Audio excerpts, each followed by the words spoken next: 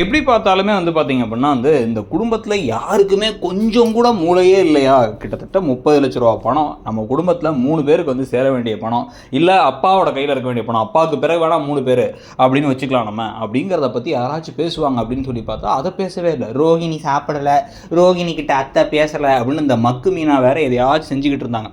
ஆனால் ஒரு வழியாக எப்படியோ புது ப்ரோமோவில் இப்போ தெளிவாக ஒரு விஷயத்தை காமிச்சிட்டாங்க. என்ன அப்படின்னா, முத்து ஓப்பனாக உடச்சி பேசிடுறாரு. அதாவது நானே வந்து ஒரு நாட்டாமையாக மாதிரி ஒரு தீர்ப்பு கொடுத்துட்றேன்பா. அதாவது அந்த 30 லட்ச ரூபா பணம் எங்கள் அப்பாவோட பணம், நீ உன் மாமனார் பணத்தில் அந்த கடையை ஆரம்பிக்கல, எங்கள் அப்பா பேரில் தான் அந்த கடையை ஆரம்பித்தேன் அப்படின்னா வந்து ஓனர்ஷிப்பை வந்து மாற்றணும். அப்படின்னா ஒன்று என்ன உன் பேரில் மாற்றலான்னு பார்க்குறியா? அப்படின்னா என் பேரில் எதுக்கு மாற்றணும், அப்பா பேரில் மாற்றிடு அப்படின்னு இவர் சொல்கிறாரு. இப்போ அண்ணாமலை வேணாம் அதெல்லாம் வேணாம்லாம் சொல்கிற வேலை வச்சுக்கூடாது. ஒன்று 3 பசங்க பேரில் அந்த கடை இருக்கணும், இல்லை அப்படி ஈக்குவல் பார்ட்னர்ஷிப்பில் வந்து பங்கு பிரியணும், இல்லை அப்படின்னா வந்து கடை அண்ணாமலை பேரில் இருக்கணும், ப்ளஸ் வந்து வர லாபத்தில் 3 பேருக்கும் பங்கு வரணுங்கிறத பேசணும்.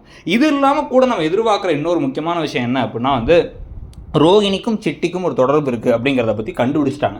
அது என்ன தொடர்புங்கிறத கண்டுபிடிக்கணும். ஏன்னா அவங்க வாழ்க்கையை அழிக்க பார்த்து உங்களை ஜெயிலுக்கு அடுப்ப பார்த்த அளவுக்கு மோசமான விஷயங்கள்லாம் செஞ்சவர் சிட்டி.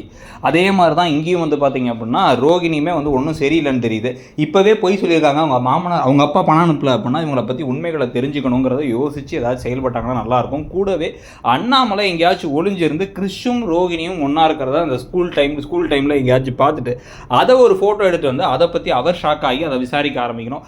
பல உண்மைகள் சேர்ந்து ஒரு நாள் மொத்தமாக வந்து பெருசாக வெடித்து ரோகிணி ஒரு ஃப்ராடுன்னு தெரிய வந்தால் கரெக்டாக இருக்கும். நீங்கள் என்ன நினைக்கிறீங்கிறத சொல்லுங்கள். தேங்க்யூ.